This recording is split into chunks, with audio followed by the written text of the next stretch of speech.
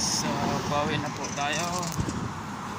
Tapos na naman ang isang araw nating kayod. Ito maganda guys dito sa Jeddah. May privacy ka kung maglakad ka sa gitna ng highway. Kasi may siya, simentado na bahagi. Ang daanan ng tao.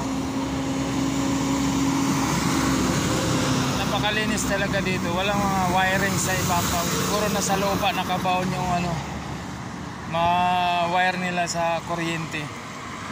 Puro nakabaon sa lupa, kaya ang linis ng itaas.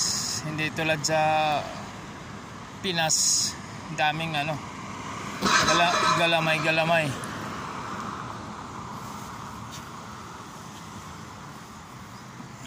Daan muna tayo dito sa